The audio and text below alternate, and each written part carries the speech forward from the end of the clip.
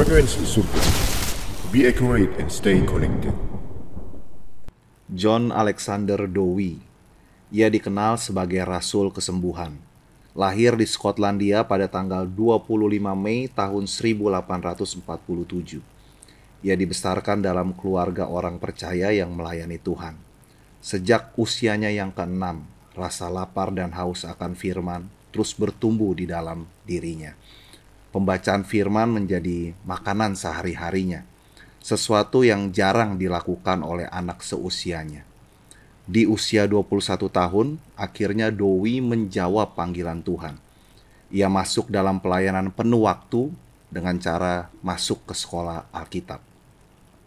Ayahnya pun menarik ia kembali ke Australia untuk menggembalakan gereja sidang jemaat di Alma. Ia berkhotbah dengan sangat berani, lugas, dan tajam. Ketika itu ada wabah di pinggiran kota Sydney yang mematikan banyak penduduk kota tersebut. Baru beberapa minggu ia melayani di sana. Ia telah menguburkan sebanyak 40 kali. Jemaatnya pun turut terdampak wabah virus tersebut. Ia pun masuk hadirat Tuhan dan berdoa sedemikian rupa sampai Tuhan berfirman. Ia pun menerima ayat firman dari doanya di dalam Kisah Rasul 10 ayat 38, yaitu tentang Yesus dari Nazaret. Bagaimana Allah mengurapi dia dengan Roh Kudus dan kuat kuasa. Dia yang berjalan berkeliling sambil berbuat baik dan menyembuhkan semua orang yang dikuasai iblis, sebab Allah menyertai dia. Sejak Dowie menerima firman tersebut, ia memulai pelayanan kesembuhannya. Melalui dirinya, banyak jiwa yang disembuhkan dan dimerdekakan dari segala macam penyakit. Ribuan orang disembuhkan dalam pelayanannya. Dowie pun tiba dalam suatu keputusan untuk meninggalkan denominasi. Ia menganggap sistem kebijakan denominasi membunuh setiap energi dan orang yang memiliki inisiatif, bahkan menyebabkan banyak orang menjadi berpikir duniawi. Singkat cerita, ia kembali berada di Amerika karena ia mendapatkan Roh sedang melakukan sesuatu di sana. Banyak orang dari berbagai kota berbondong-bondong mengikuti KKR yang diadakannya. Ia pun menetap di Chicago dan mendirikan kantor pusat yang dinamakan Tabernakel Sion, di mana tiap kali ibadah banyak terjadi kesembuhan. Dowie pun menjadi orang yang sangat berpengaruh di kota tersebut. Namun ada saja pekerjaan si jahat yang ingin menghalangi pekerjaan Tuhan. Dowie difitnah dan dianggap sebagai dokter tanpa izin. Penjara menjadi bagian hidup yang tidak terpisahkan dalam dirinya. Di sana ia terus disiksa. Tapi keilahian Tuhan dalam dirinya tidak bisa dipadamkan. Bahkan pengaruh Dowie semakin besar sampai ke istana Presiden Amerika. Dengan jubah kerasulannya, John Alexander Dowie menguasai kota Chicago.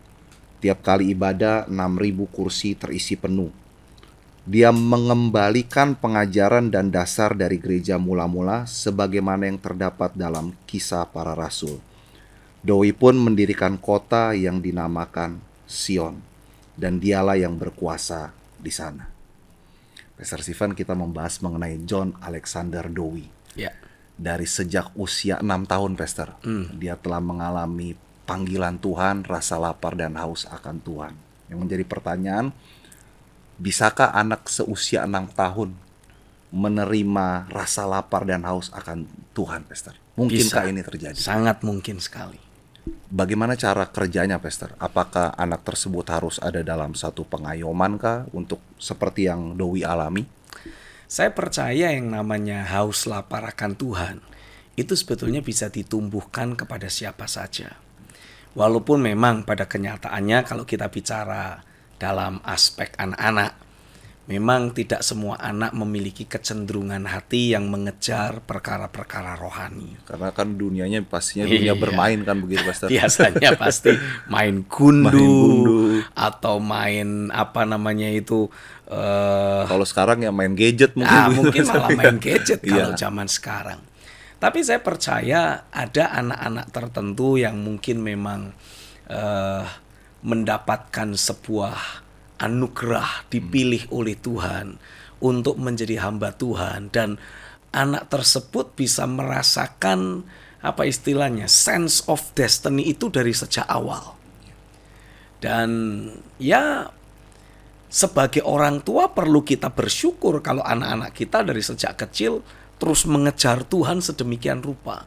Karena artinya pasti jadi apa ya, anak-anak ini seperti tidak harus melewati fase-fase seperti kebanyakan anak lain yang kalau masuk remaja kehilangan jati dirinya, lalu mulai memberontak. Iya, betul. Ini biasanya kalau dari sejak kecil mencari Tuhan, hatinya haus lapar akan Tuhan, ketika masuk usia remaja, ketika masuk usia muda, dia hanya perlu terus memegang hati yang haus dan lapar itu. Nah, itu apakah ia akan kehilangan masa kecilnya, Pastor? Maksudnya kan masa kecil biasanya identik dengan masa yang indah, masa yang bermain.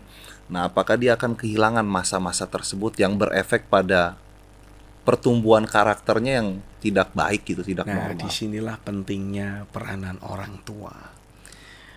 Beberapa waktu yang lalu ketika saya masih kecil, saya itu juga pernah mendengar ada anak-anak usia 5 tahun, 6 tahun, ada yang 8 tahun sudah berkhotbah sedemikian rupa, membuat KKR sedemikian rupa.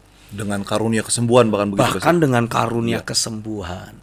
Nah, cuman yang menjadi permasalahan adalah orang tua dari anak tersebut kelihatannya kurang memahami perkembangan psikologis anak.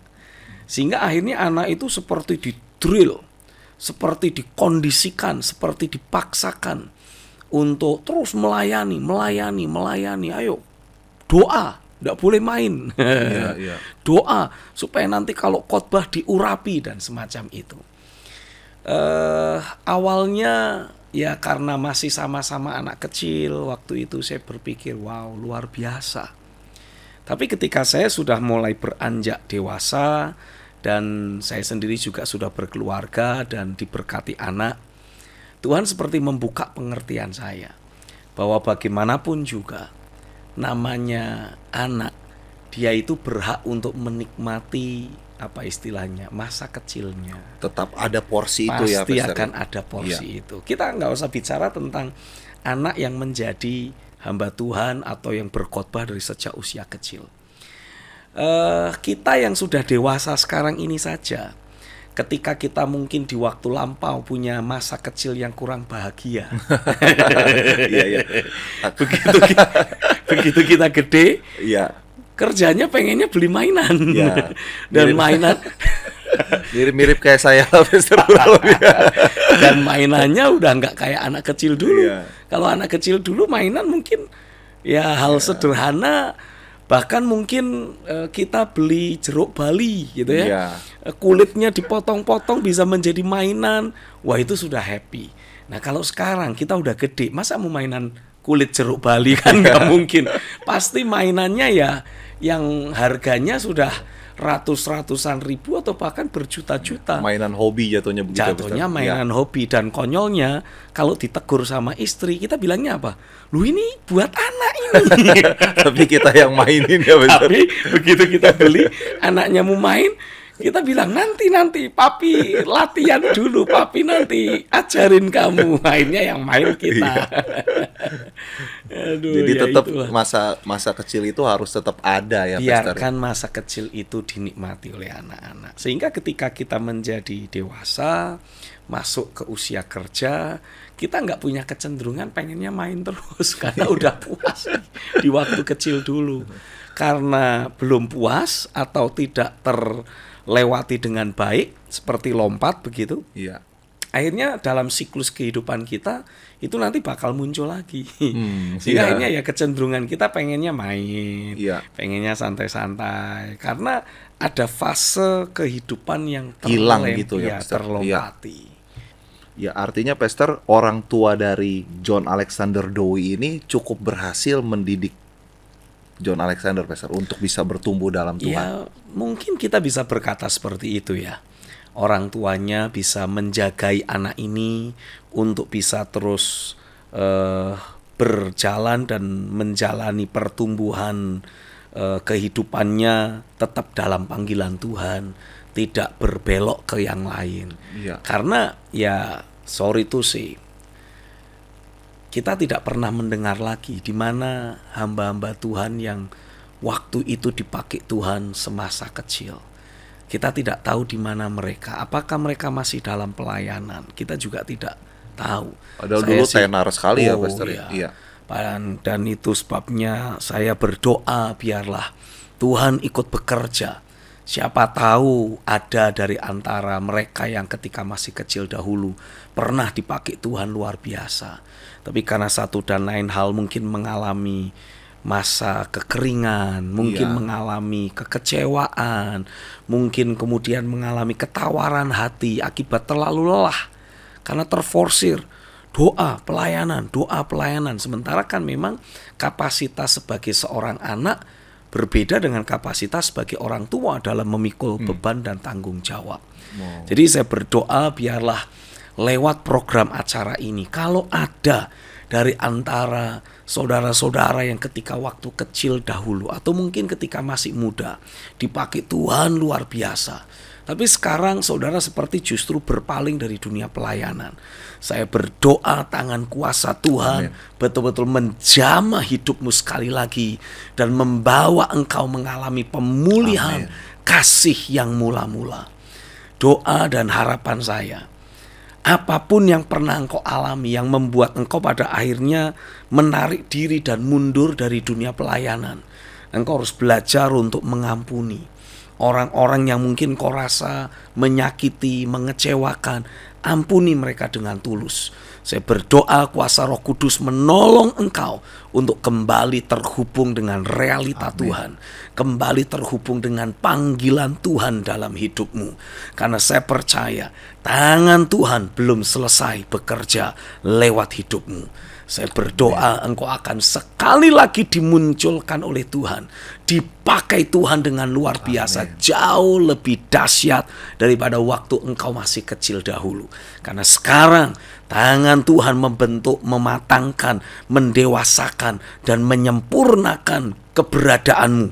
Sehingga ketika engkau melayani, engkau kembali melayani bukan hanya dengan urapan, tapi juga dengan kematangan dan hikmat dari Tuhan. Amin di dalam nama Yesus. Haleluya. Nah, Pastor Sivan di sini tertulis ketika dia di usia 21 tahun dia mulai menjawab panggilan Tuhan. Jadi Doi merasa bahwa hidupnya harus diberikan sepenuh waktu untuk Tuhan dengan cara masuk ke sekolah Alkitab. Nah, yang menjadi pertanyaan Pastor, bagaimana caranya kita bisa membedakan panggilan Tuhan sepenuh waktu dengan yang enggak sepenuh waktu, Pastor? Dan apakah harus masuk ke sekolah Alkitab?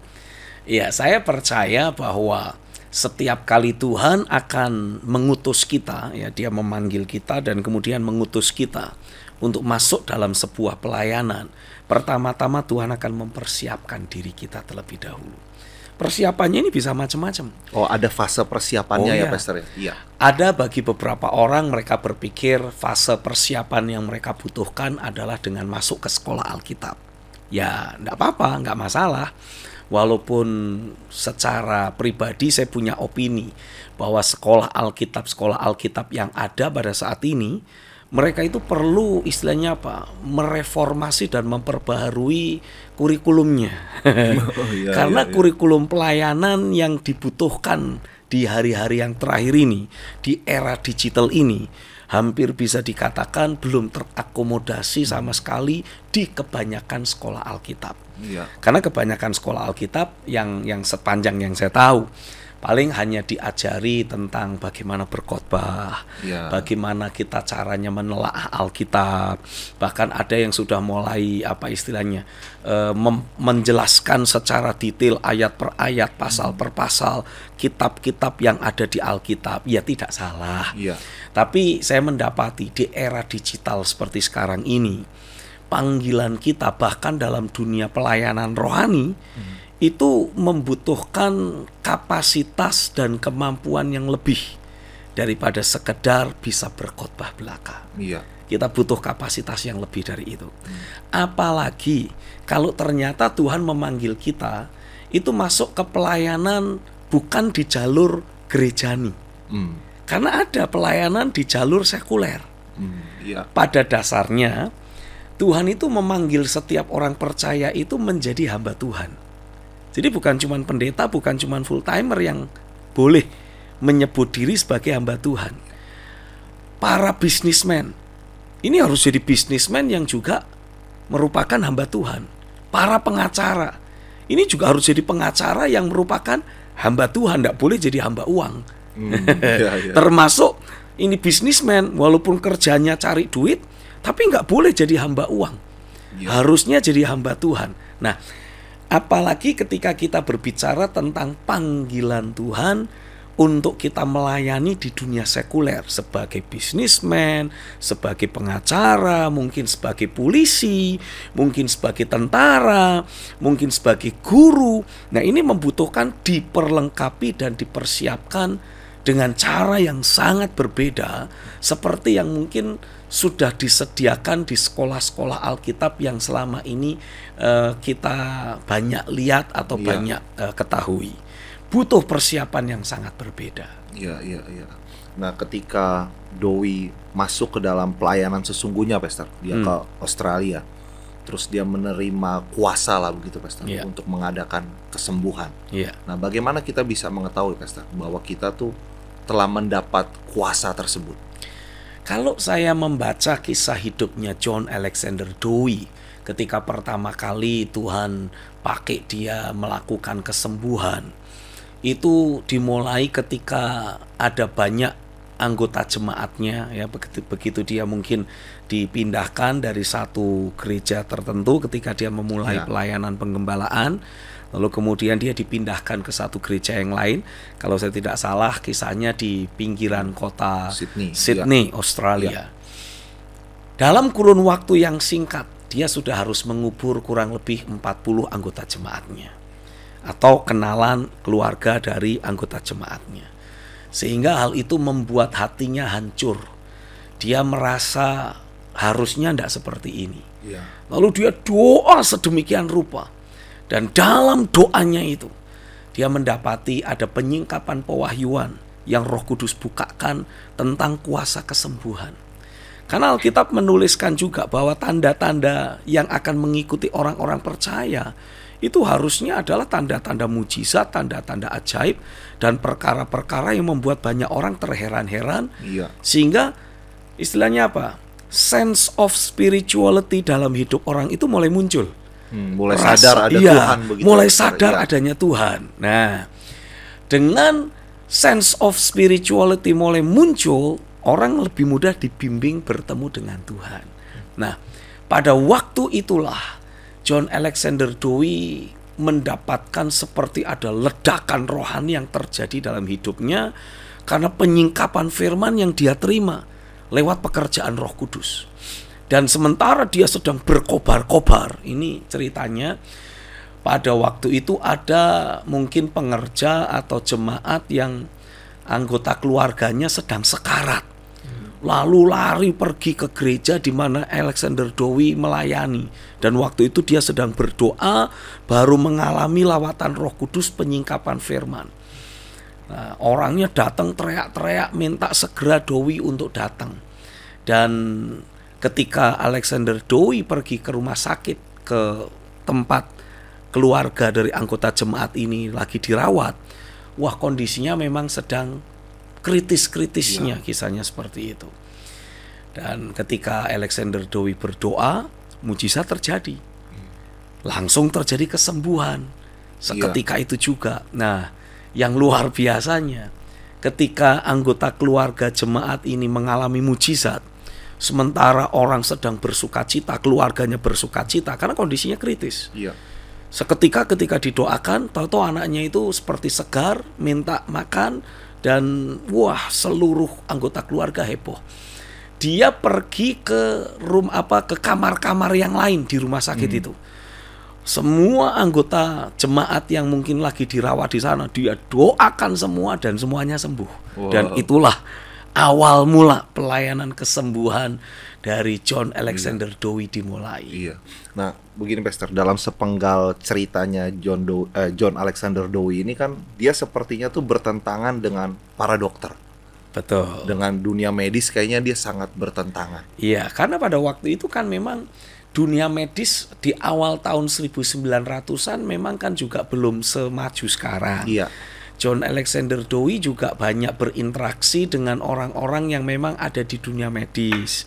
Dan dia mendapati mereka yang ada di dunia medis di waktu itu hanya sekedar pakai tanda kutip morotin uang dari pasien.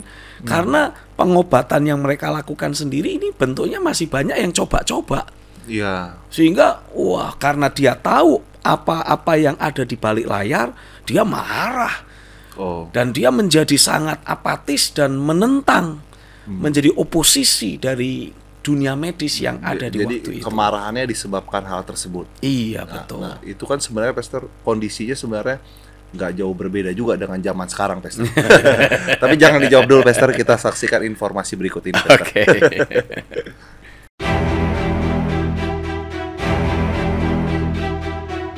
Di dalam dunia kekristenan ada beragam jenis gereja mulai dari gereja suku sampai internasional. Gereja penyembahan sampai kesembuhan. Gereja kecil sampai mega church. Semua berupaya menarik datangnya jemaat, mulai dari memperindah gedung gereja agar terlihat mewah sekelas konser dunia, merekrut pemain musik dan penyanyi profesional, mengundang artis bahkan komedian. Ada banyak upaya dan dana dicurahkan untuk hal tersebut. Namun sayangnya semua difokuskan hanya untuk menarik datangnya jiwa-jiwa ke dalam ibadat, bukan untuk menghadirkan realitas Tuhan. Lalu bagaimana pola Tuhan atas gerejanya yang seharusnya dibangun di akhir zaman ini? Sebab tanpa gereja terbangun sesuai pola sorga, maka Tuhan tidak berkewajiban untuk mencurahkan kemuliaan.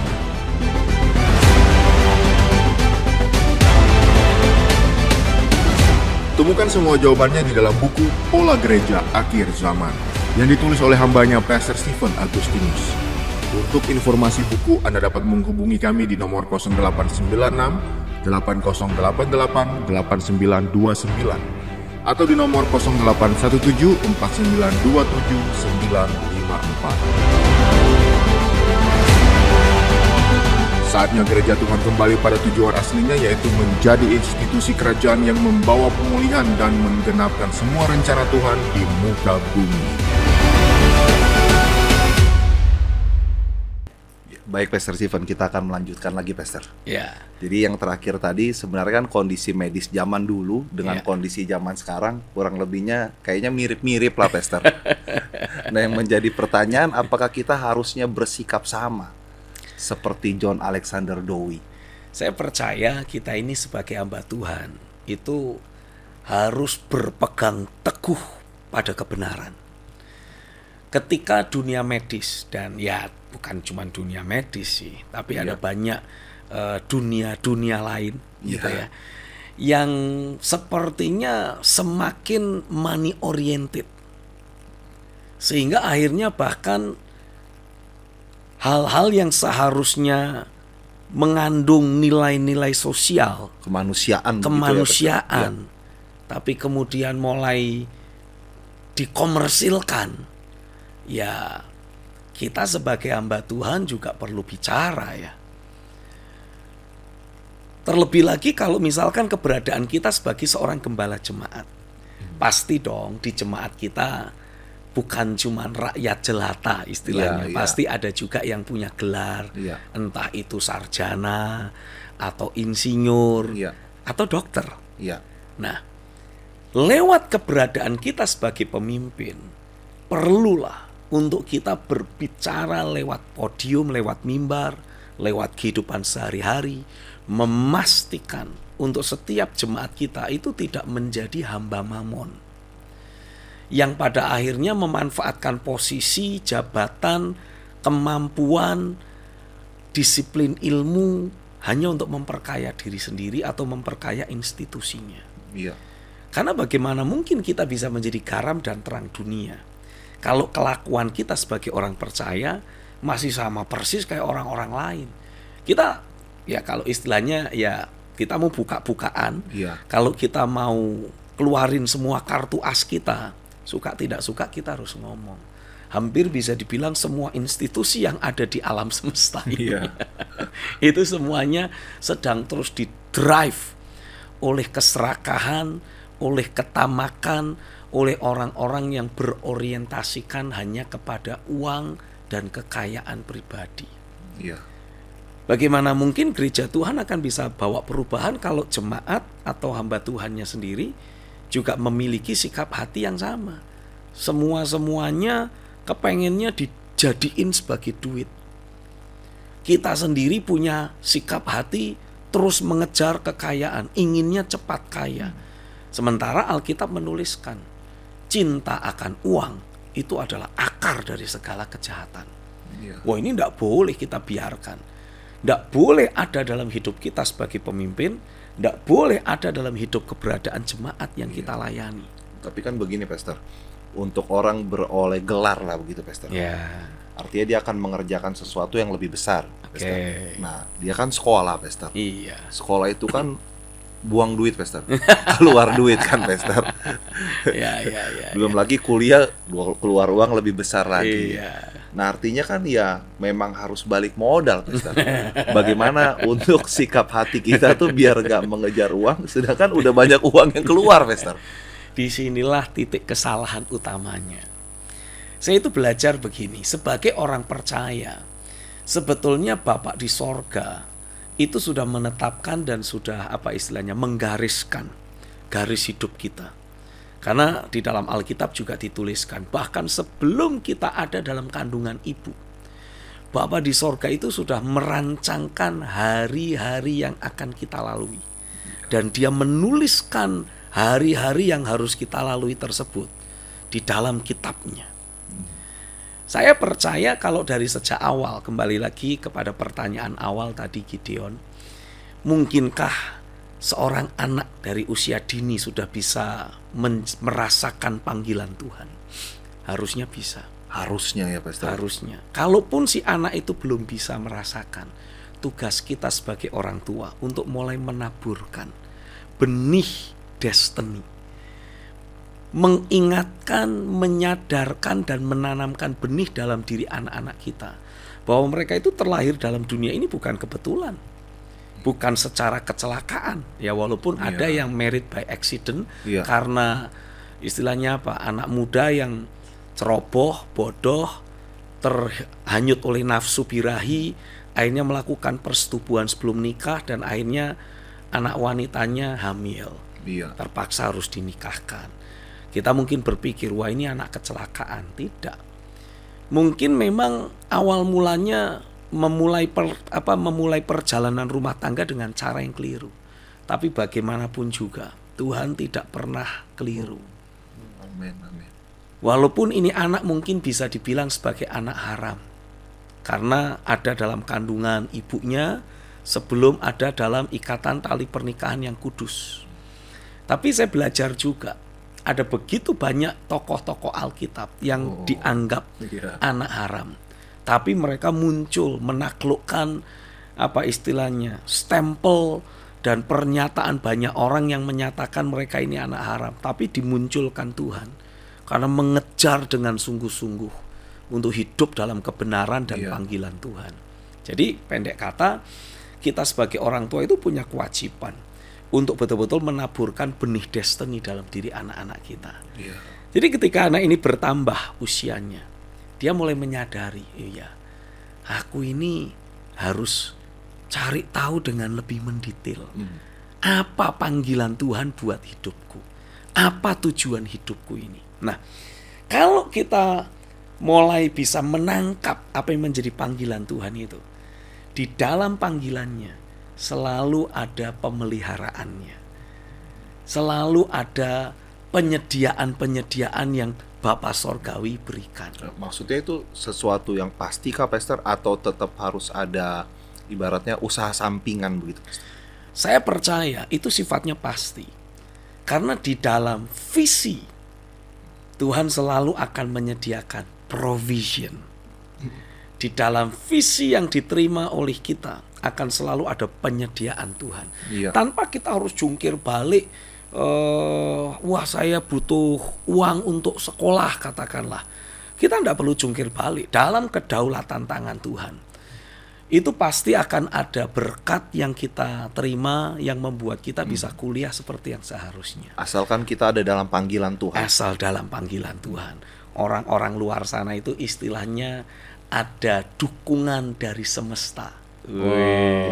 Istilah universalnya ya, istilah universalnya. Semesta mendukung. Kayak kisahnya Pak Jokowi kan kisahnya gitu. Dia mencalonkan diri jadi wali kota 2 periode, tahu-tahu lompat langsung jadi gubernur di Jakarta dalam kurun waktu yang singkat, tahu-tahu jadi presiden. Sebuah lompatan yang sangat fenomenal yang bisa dibilang jarang-jarang ya. Sepanjang presiden yang ada di Indonesia, baru fenomenanya Pak Jokowi ini saja. Itu istilah semesta mendukung. Semesta mendukung. Nah, nih Pastor Stephen ngomong-ngomong soal politik, Pastor. Ternyata John Alexander Dowie ini akhirnya masuk ke dunia politik, Pastor. Iya, betul. Nah, bagaimana dia kan ini ibaratnya pendeta, bahkan rasul kesembuhan begitu, Pastor. Betul. Kok bisa menyeberang ke dunia politik, Pastor? Apakah itu akan didukung oleh semesta, Pastor?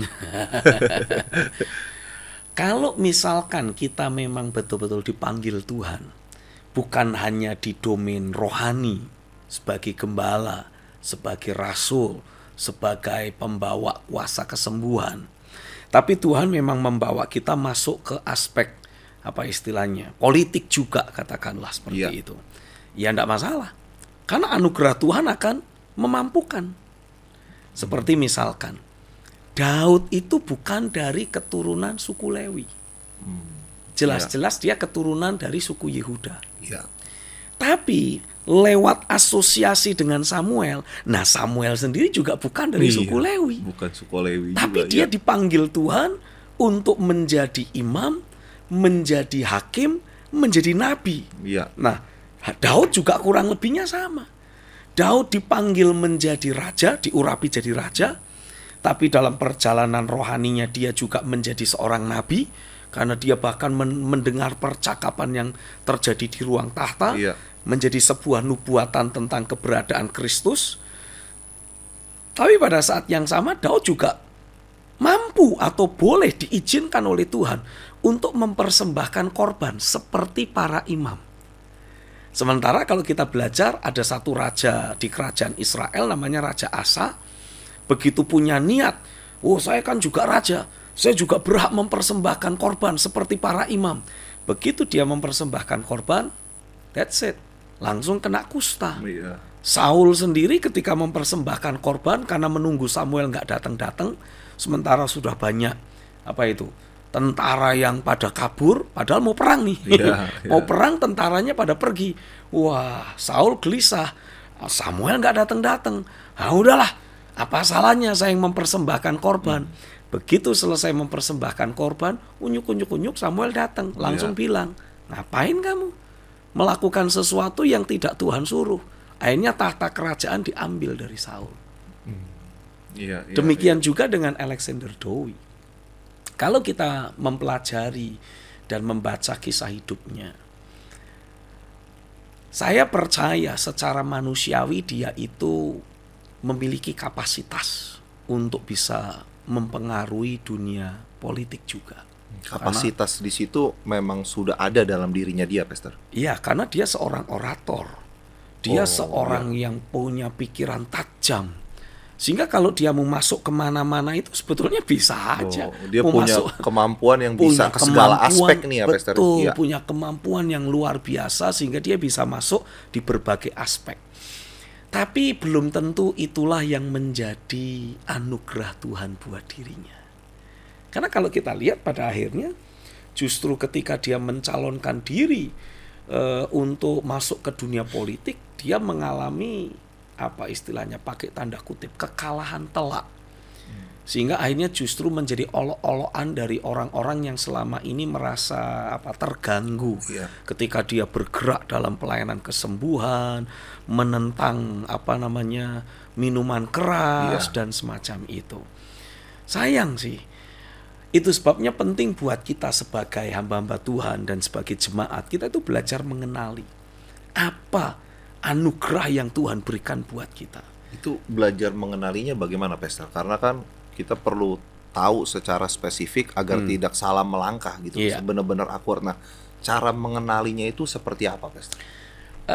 Kita bisa belajar mengenali panggilan Tuhan dalam hidup kita atau anugerah Tuhan dalam hidup kita itu lewat beberapa cara.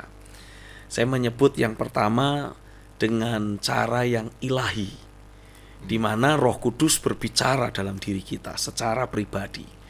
Roh Kudus memberikan kesaksian dalam batin kita, ya. Itu yang pertama. Secara pribadi kita mendapatkan konfirmasi dari Tuhan. Ini aspek yang sifatnya ilahi. Tapi juga ada aspek yang sifatnya lahiriah, yaitu ada konfirmasi yang Tuhan berikan lewat orang-orang yang ada di sekitar kita. Justru orang-orang sekitar yang mengenali anugerah itu ada dalam diri kita. Kadangkala itulah yang kita bisa jadikan sebagai patokan dan pegangan. Tapi selain kita harus secara pribadi menerima konfirmasi dari Tuhan, lalu kemudian kalau diperlukan, kalau memang istilahnya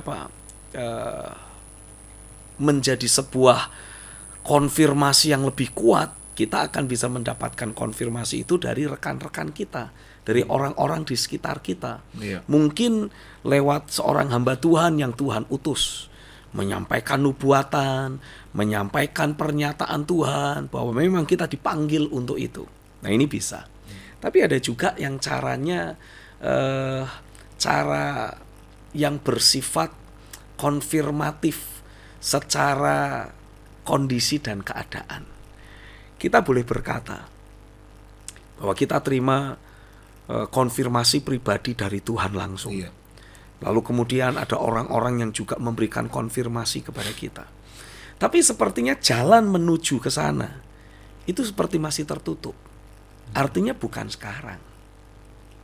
Oh, bukan berarti kita tidak memiliki anugerah itu, tapi bukan waktunya saja. Belum waktunya. Kadang kita tidak mendapati adanya konfirmasi secara pribadi. Tapi ada banyak orang yang Tuhan kirim untuk memberi konfirmasi itu.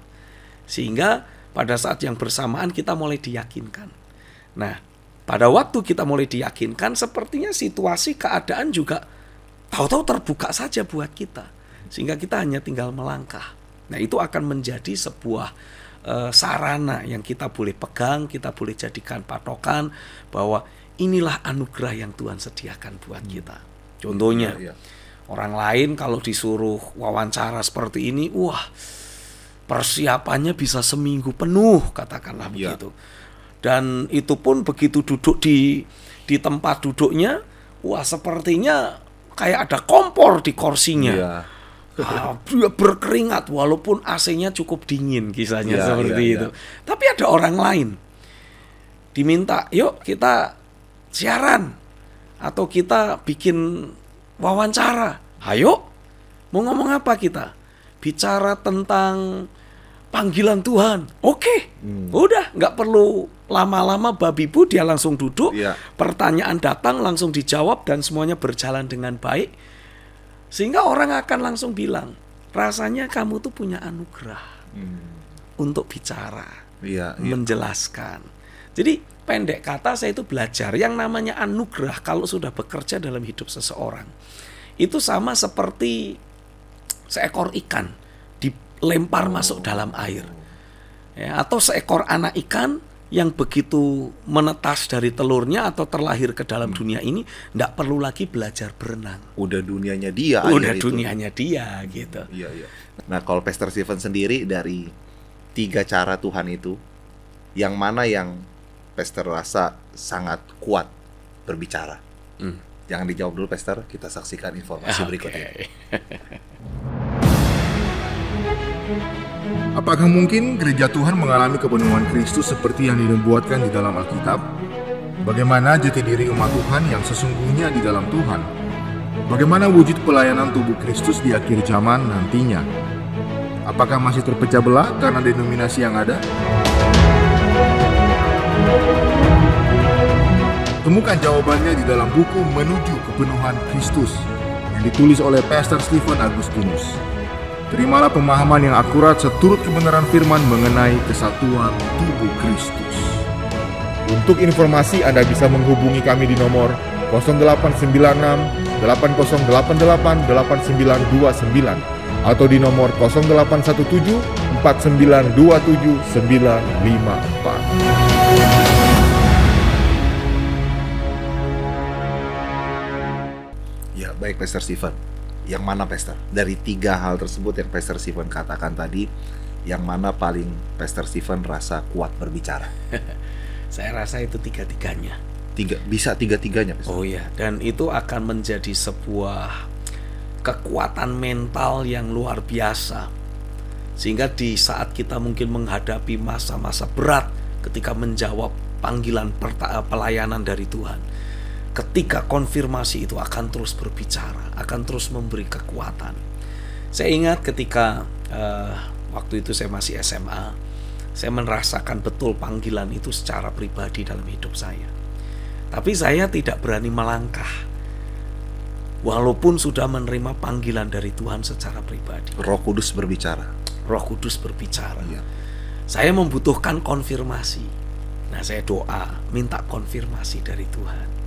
Tapi ternyata konfirmasi saja tidak cukup. Saya melihat bagaimana selanjutnya tangan Tuhan sendiri yang membukakan pintu untuk saya bisa melangkah masuk ke panggilan pelayanan saya. Jadi memang ketika cara yang mungkin saya bisa ketahui untuk mendapatkan konfirmasi tentang panggilan pelayanan, bentuk atau jenis anugerah yang bekerja, itu ya saya dapatkan ketiga-tiganya. Iya, iya. Nah, artinya ada dari orang lain juga kan, Pastor? Oh iya. Yang melihat anugerah itu. Betul. Nah, Pastor Stephen kan kita kenal sebagai pengkhotbah, Pastor. Oke. Nah, kapan waktunya orang bisa melihat, wah, ini kayaknya Pastor Stephen pas nih untuk menyampaikan kebenaran firman Tuhan. Nah, di waktu kapan itu, Pastor, orang bisa melihat hal tersebut dalam hidup Pastor Stephen? Saya memang mulai khotbah itu di waktu saya umur kira-kira 16-17 tahun. Saya mulai khotbah. Dan ya khotbah saya sih ya tidak langsung excellent bagaimana. Pada waktu itu saya dikasih kesempatan pertama kali berkhotbah di antara anak-anak remaja. Di gereja asal saya, di satu kota kecil. Mungkin kalau ada pemirsa yang sempat lewat perjalanan dari Jakarta ke Semarang, Iya.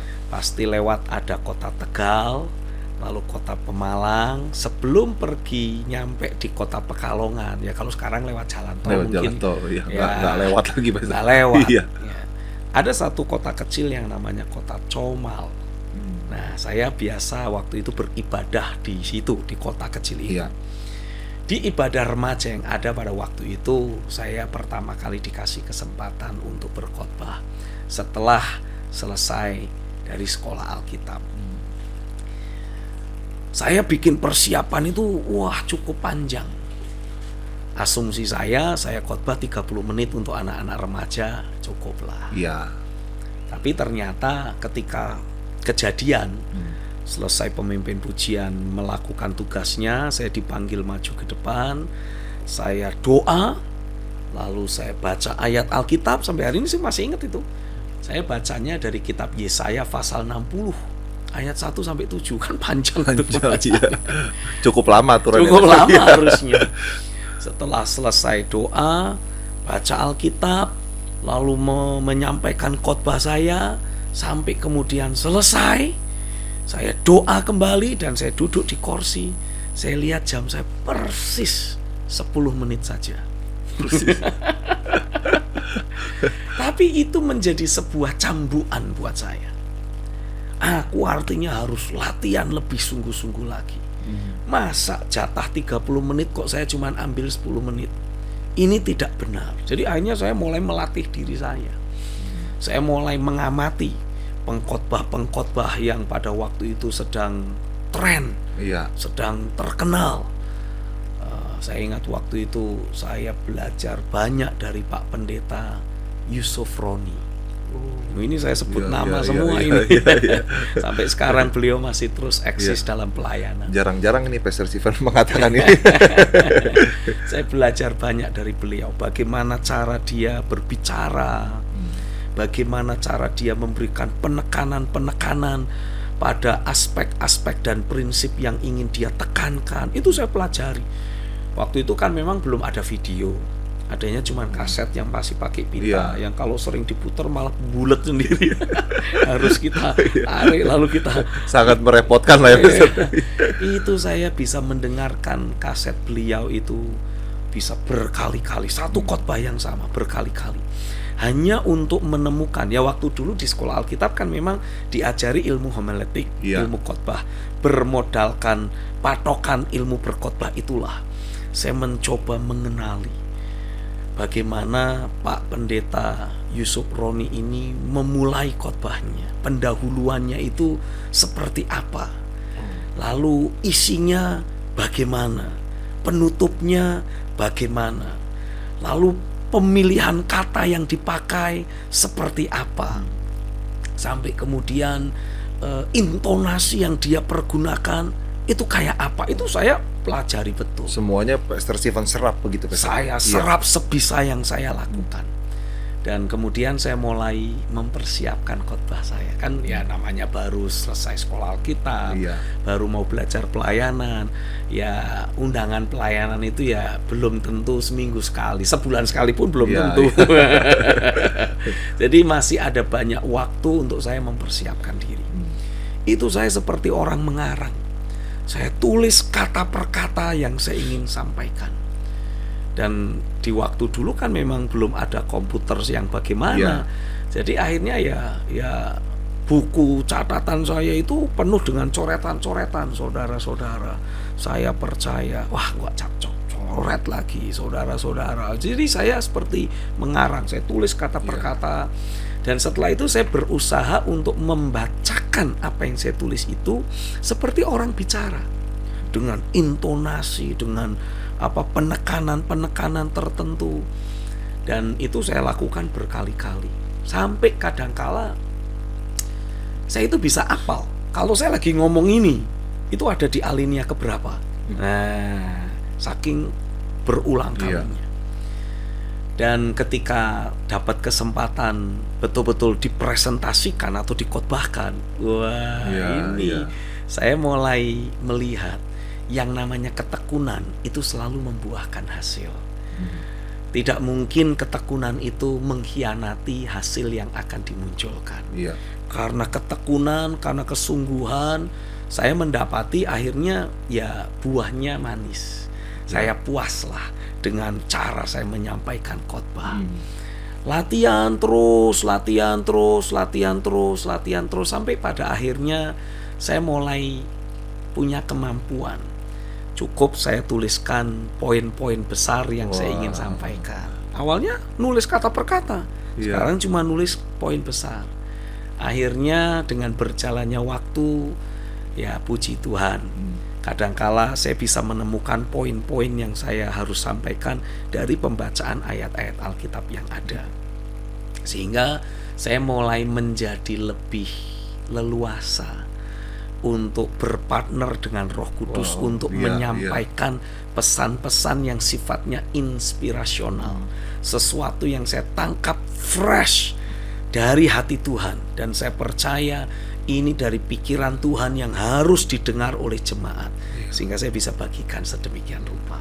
Itu persiapan yang Tuhan lakukan dalam hidup Pastor Stephen. Nah sekarang Pastor Stephen kan memang benar-benar ada dalam panggilan Tuhan. Puji Tuhan. Kalau kita kembali ke John Alexander Dowie, Pastor, Pastor Stephen sendiri, adakah ketertarikan Pastor untuk masuk ke dunia politik seperti John Alexander Dowie? Pastor Stephen bisa menjawab hal ini dan juga sekaligus bisa memberikan kesimpulan untuk pemirsa, Pastor. Saya rindu masuk ke dunia politik, tapi bukan sebagai politisi. Karena saya menyadari betul batasan takaran anugerah yang Tuhan berikan buat saya. Mungkin biarlah saya menjadi Samuel dari para politisi yang ada. seperti Samuel membapai, mengayomi Daud, mengayomi Saul. Biarlah saya juga bisa menjadi Samuel untuk mengayomi dan terus mendoakan, memberikan arahan kepada orang-orang yang memang menerima anugerah menjadi para politisi. Mungkin saya juga pengennya seperti Mordekai aja, yang mengkondisikan anak yang saya ayomi bukan anak lahir saya mungkin, karena Hadasa bukan anak lahiriahnya Mordekai, tapi ada dalam pengayoman dan pengasuhan Mordekai, ya. Tapi saya berharap ini nanti orang-orang yang saya ayomi bisa muncul seperti Esther, menjadi ratu di kerajaan, menjadi primadona di domain-domain tertentu, menjadi orang-orang yang berpengaruh, yang terpandang, yang disegani di setiap domain yang Tuhan memang tetapkan untuk dimasuki dalam anugerahnya. Kesimpulan yang saya bisa tegaskan untuk setiap kita, biarlah kita sebagai hamba-hamba Tuhan maupun sebagai jemaat, kita belajar mengenali panggilan Tuhan yang ada dalam hidup kita. Karena di dalam panggilan Tuhan akan selalu ada anugerah yang menyertai. Dan kalau kita terus bergerak di domain apapun, kalau kita bergerak di dalam anugerah Tuhan, tidak akan ada yang berat, tidak akan ada yang sukar, tidak ada yang mustahil.